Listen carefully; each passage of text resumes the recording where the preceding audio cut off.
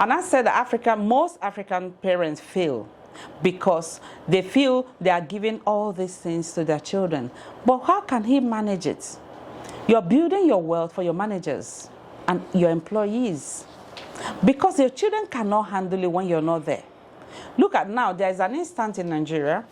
One of the biggest banks was bought over by a little bank because the man is no more. The son cannot manage anything. Of course, remember, when you're building whatever you're building with people. There are people around. Those people want their own thing too. So they cannot be there when they have an insolent boss that don't even have regard for any of them, don't even have anything, no innovation of driving anything further. Theirs is just to squander. They go to buy island there, they go on cruise there, they carry women. Some of them even marry multiple and keep them in different places. Remember, the money you don't put together, what goes apart.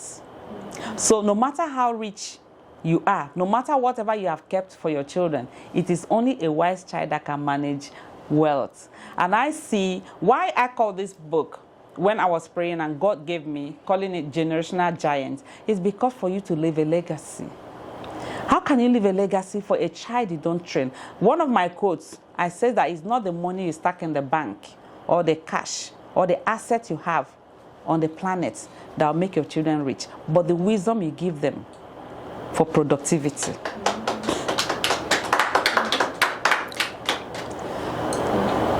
Thank you. Okay, thank you so much for that question. Is there any question from the audience? Yes, good evening. Louder, please. I want to say well done. Thank you. A lot of information, positive, a lot that we can go away with and build on. I have a question.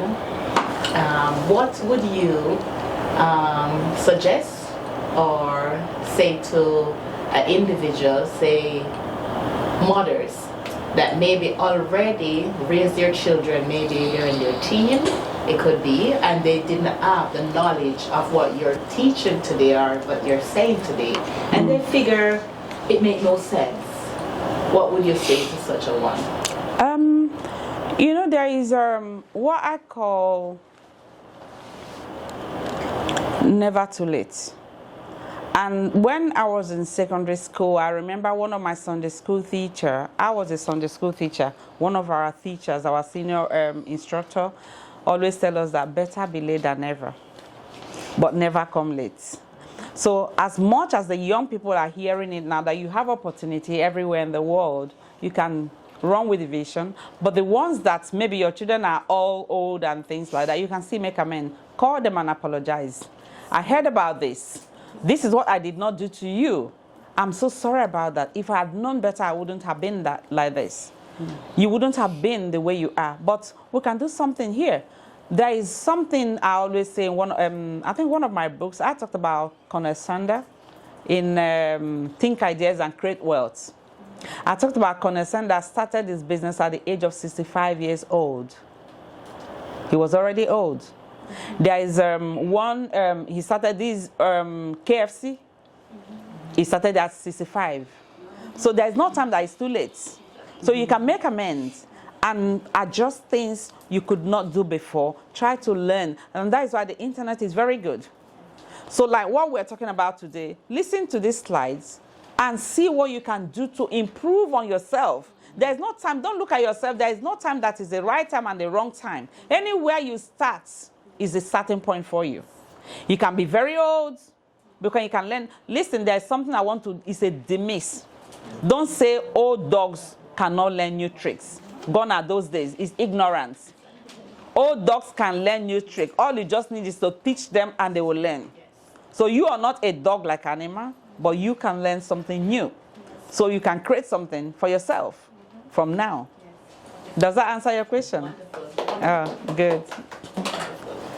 Thank you so much. Thank you. That's very interesting answer, and we're very grateful. Any other question from the audience?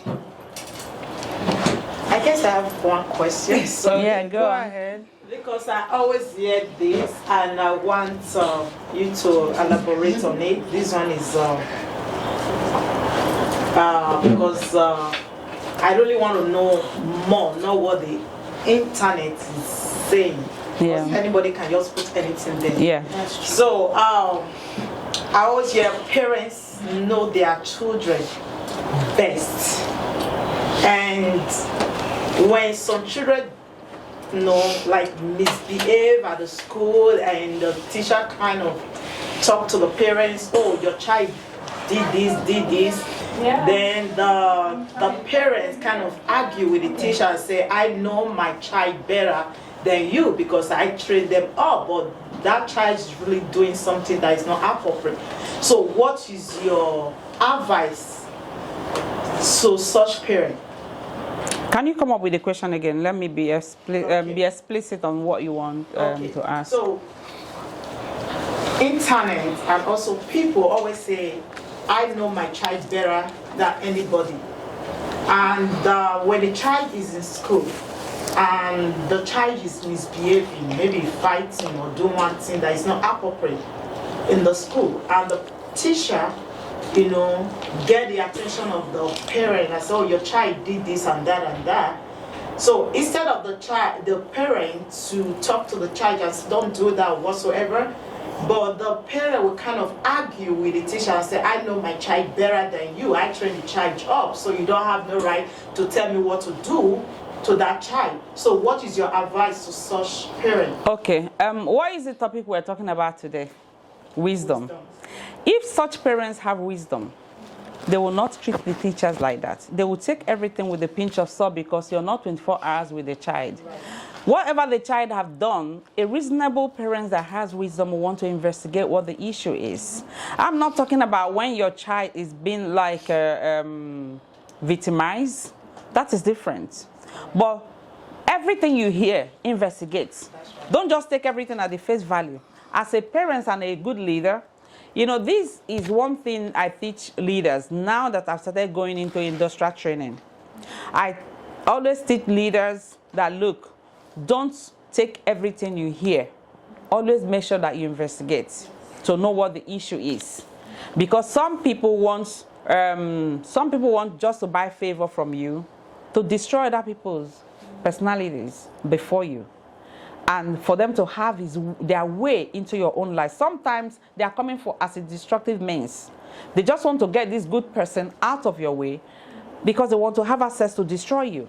So everything you hear, don't just go on the face value. It's the same thing with parents and the same thing with leaders, teachers, guidance. Why I say that? Because we're all leaders. I'm a leader in different fields. You're a leader. Most of you here are industrial giants. You're leaders in your organizations. So you just look at things you just hear and act immediately. It's only people that don't have wisdom. If you have wisdom, you want to first of all listen before you react. So, and when the child is really wrong, you go and apologize to the teacher. I'm so sorry about. That shows you're responsible. And your children to remember, no matter what it is they are learning from you, you are the best person they are learning from. Does that answer your questions? Thank you so much. Any other question from the audience? When is the release date for the book? It's next week. It will be out. Yeah. Apart from that, we have other books from Dr. Patricia that I think you would like to also purchase. Just check, just go on Amazon.com, write Patricia Ikririko. You'll see all my books are there. You can buy the e-book, you can buy the physical book. I know that I'm working on some of the books to have an audio voiceover. On this Raising Generational Giants, I'll do an audio voiceover because it's really something God wants me to do. Even stepping back, looking at this book, I see great wealth of knowledge and wisdom into this book on different fields of life. So, yeah, come in. Please sit down. You're welcome. You're welcome. Okay. You can sit anywhere. No, someone is here. Okay. You're welcome. So we're just rounding up. So Yeah. which other question again? Okay. Yeah. We just have a guest here who just came in. That's my beloved friend Moshe. So, yeah. Okay. So, is there any other questions? I have a question based on the book you said is on Amazon. Yeah. Because you want the book to be like inclusive, like you were explaining before the distraction about the voice recording thing. Yeah. So I didn't really understand what you meant. If you can really elaborate on that. You know, some people are good at reading. Some people like to listen. They listen while maybe you're driving, you're not reading. You'll be able to know what the book is about. It's telling you different chapters, different pages, different topics you want to hear, you want to learn. You can just go to any of them, just go through the content to be able to see where do you want to hear, what do you want to listen. So you listen to any part of the book while you're driving, while you're cooking. It's just like you're listening to podcasts. So that is how I want the book to be. So if there's going to be a voiceover, so where people don't want to buy the physical book, you can have the audio. Where you don't want to buy the audio, you can get a Kindle copy. So that is what I'm talking about. Okay, thank you so much. I want to ask one question. Yes, go on. It's been told to us here that you've written about 8 books. Yes. Again, this will make 9 or 10. Yeah, and also your bio made us understand that you are the #1 A grade. Yes. A grade students. Yes. Not just in Africa and the United States of America. Can you expatiate on this? What made you to be an A grade? My vision for life is actually, I'm driven by helping young people to develop what God has put inside of them, which is called potentials, and developing ideas, because ideas drive the world. It's idea. Everything I'm wearing today is people's ideas. My hair, my makeup, there's nothing I created here, but other people's idea. But these ideas stem from somewhere. It is developed from human being. So if a child will be nurtured with the right wisdom and knowledge and understanding, this child will be able to you'll be able to bring out the best in the child. You help the child to harness what they have within, to come up with it. This is what actually drove me from at a very young age. I started adopting children. When I was in secondary school, I started adopting children. And when I got married, I spoke to my husband about them and I moved in with all of them. So this is just why am I doing that? I did that for that. And after a successful business in Nigeria, I'm a Nigerian, I looked at myself with all this wealth. There was a time I was a multi-millionaire. I looked at myself with all this money, where am I going to? I need to make more impact in the life of people. I sold my companies and I went to do a PhD in England. It was in England that I wrote The Successful Student based on my research. It was actually the drive to help young people that inspired me to take up a PhD. Why did I do the PhD? To be better off. And there's a reason why I did that. I was an educational failure in my thing. When I was, year 9? I failed the entire year. From beginning, first term, second term, third term, I was almost like the second and last in the class. And at that time, I felt like committing suicide. I had very low self-esteem. I thought of everything negative. But there was something I was not doing. I never paid attention to whatever the teachers were teaching. I was just like in a world of limbo because I was not properly guided. Remember, my mom is not educated. It's only my dad. So my dad was a rig worker. So she tried, and we're 9. I'm the 4th. I was like, I'm the bridge in the family.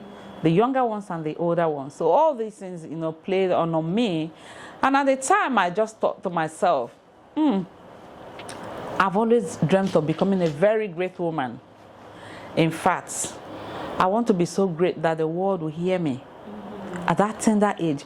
But just one day I was crying because the second time I was repeating the class, I found I was not doing well. And that was like depreciating my self-esteem and, self-worth. I told myself one day, I looked at myself in the mirror, as little as I was. I said, look, if you want to be the doctor you want to be, you have to learn how to study. Just that. Yes. I spoke to myself inwardly, and I know that most people that are on drugs today, on youth violence or gangster or what all these vices we see in our communities today, in our society today, don't have that grace to rise up on their own. I just told myself, I think I should be of a better help to these people, and I picked up from there at that little age. But before I finished secondary school, I came up with, I think I had 4 A's.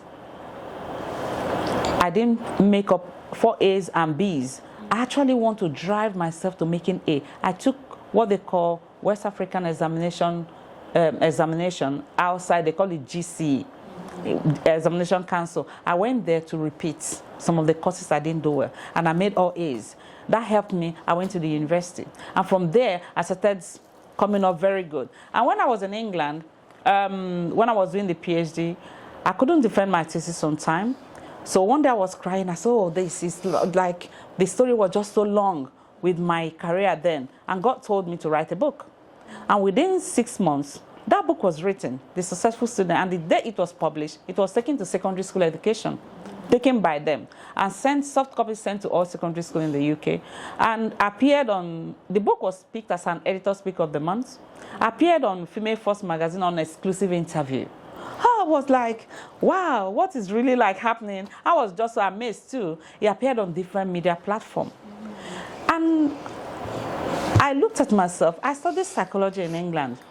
I told myself, I think I can do better. I want to go into the mainstream of helping young people better. If they hear I'm a psychologist, they'll just like, this one is a psychologist, just a mind reader. I said, okay, I want to do educational psychology.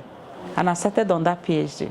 And it was a contributing PhD. It was so difficult. I almost gave up on the way because I've never seen anything like that. When I was doing a PhD in England, I was always, oh my goodness, and everything. But when I got into this, oh my goodness, I've never seen anything challenging like that. But I just told myself, I said, look, Bank of Industries are my mates. Industrial giants in different fields are my mates. So this is before you. Put in your strength there. I think with the grace of God, that inspired me to do very well. Most of the courses I did by God's grace had commendation by the university. And at the time I finished, I had maybe about 17 A's. And so the end of my school year, they featured me as the most A-grade student of the university. I was like, this category, most A grades. I came out on the school magazine as most A-grade student of the university in 2020. So I was like, oh, so how did I even do this? I just laid down and said, God is just only you. He helped me. But God cannot help if you're not able to walk. It was a hard work. I remember that the time I finished, my waist was almost like ripping. I had, because they handed in a work of about maybe 3 months. We were doing it in 1 month. It was so intense. But God gave me the strength and the grace, the wisdom and the knowledge and understanding and everything, I can need with the support of my husband and my children. Even my sister, she's my second cousin. So they all helped me by, each time I discuss anything, nobody sees me as if I'm out of the moon, because my visions are usually so big that people don't even understand if this one is, are you a human being or you're just coming from the mass? So, and based on that, what you just asked me now, that was actually what drove me. And last year in America, I was able to develop an academy of helping young people. If you go online, you see Young and Influential Academy. We have Young and Influential Academy. We have more than 150 subjects. You can go there to train yourself. The instructors are there, the teachers are there. And I have a product store too. I have more than 500 products on whatever you can think of, any field you can learn to train yourself. Is it social media influence? Is it how to make money, personal development, how to develop websites? Just call it on any part. And we are even thinking of putting in data basis analysis on that particular course too. So it embraces and encompasses so many things that young or old people, if you want to change your career, you can go in there and just help yourself, learn so many things. That is just like a base. So it will help you better on even searching those topics on the internet. Go to Amazon to get books. You can go to YouTube to learn better, and on each course it's not like maybe that is just a all-knowing word. No, just go there and pick those things, those materials there, and educate yourself to train yourself. You can become better. You can be in your house and become a great Amazon dealer. You don't even need product. In my one of my courses I was teaching, I said, look, you don't need money to start a business. You can do drop boxing, drop shipping. It's there. And I developed some infograph. If you go to my Instagram, you see about 300 and something infograph on different aspects of business, on how you can navigate yourself to become better. All we want, I would like people that think ahead to make money. Money, people say, oh, I don't need money. You need money. How can you speak if you don't need money? How can you go on holiday if you don't have money? How can you eat, live in a comfortable house if you don't want money? So, and all these things stem from hard work. If you work hard, learn new things, learn new skills, and offer those skills to people. And you will just see how things, will begin to change for you. For me, I like good life. I like good life so much that I work hard and I pray every day for God to help me, because on earth here, I want to enjoy life. Yes. On earth here, I want to let people know that God loves you. And if you go to realize that God loves you, you'll be able to do something with your life, meaningful to your life, and become even better and help other people around you. This is one thing I think this is my driving force, Reverend Blessing. This is my driving force of doing what I'm doing, because I want everybody around me. You can hear my voice. If you cannot hear my voice, you can see my face somewhere. I have a TV station titled Young and Influential. I think I started that in 2017. When I was doing that, people were like, oh, you're always like, I say, yes, because I want young people to hear. If they cannot hear, they can watch this TV one day. One person can pick up on topic and they change from there. Even if they say, oh, how much are you making? It's not how much I'm making. I'm going to make money. God is bringing me now. I've gone into different areas. When I speak, sometimes I charge about £5,000 on a sitting and an hour training. And I go home with it. Am I not making money? If I've not trained myself, will I be there? So the multi-millions are coming back to me, because soon I'll be talking to a greater audience more than everybody that is here, and that will hear my voice. And whatever I'm selling, you'll buy. Because it's something that would lead you from point A to where you're going to. So does that answer your question, Blessing? Thank you. Very well, very well. If you may permit me, I see some of those tips that I think I should elaborate. You should help us elaborate it, for better understanding. Here is been in your resume that it says that you are an evangelist, who works, inspires, motivate, and transform, and meaningfully impart faith and hope of many people globally. Can you tell us about that? An evangelist, an educator, a motivator, and also becoming an evangelist. So how do you do that? Myself, just like I said earlier, that I'm faith-based. And because on earth here, God has already given us choice to make. Either you're going the ways of our Almighty God, or you're going the way of Satan. Wherever you are, make sure that you're there. If you're in neutral base, you go nowhere. So I encourage people of things about God to know God. And I love people to know that, because when you know God, you know that you are not just a being here. You're important. You're relevant. God created you for a plan and a purpose. And any child that knows their plan and purpose will not deviate. If you show a child a vision of where they are going to, who will distract him? If he knows that he's going to be a social media influencer, and you're taking time to teach this child how to now, let's take social media influencer. You don't even need to be too educated. Just teach them, say, look, these are on Facebook. This is how you can post things for people. On Facebook, on Instagram, this is how you can post things for people. You can put this for people here. And you just do things with ease. Like now we're waiting for this man for a very long time. If we have one of those young, either they are 15 or 13, you just see the way they will just, beep, beep, beep, beep, they've done everything. And before you know what is happening, they fix everything for you. So I train people to realize that God created you for a plan and a purpose, and there is something inside of you. And that in 2014, I developed what I call trajectory for personal success. This trajectory for personal success is knowing 7 things. I call it the 6W and V. The 6W and V is W, who you are. You're uniquely made. What you have, you have something God have created you to do on earth. Then I talked about where you are going. That your skill is needed somewhere in the marketplace. And I talked about the 4W is whom. There are people you should associate with. Your children or you yourself. You should not be friends to everybody. There are some specific people that can bring out the best in you. These are whom you associate with. And I talked about the 6W is when. When are you going to start? Is now. Someone asked a question here in the audience about, how will you do it? I said, look, there's time for everything.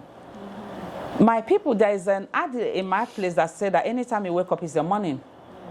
Yes. You know that you're now on your feet. Start something for that day. You will not be crying, oh, I did not wake up at 6 a.m. 9, I'm waking up at 3, and you're crying. The time is kicking and going, leaving you behind. So if you wake up at 3 o'clock, start from there. You can do something great.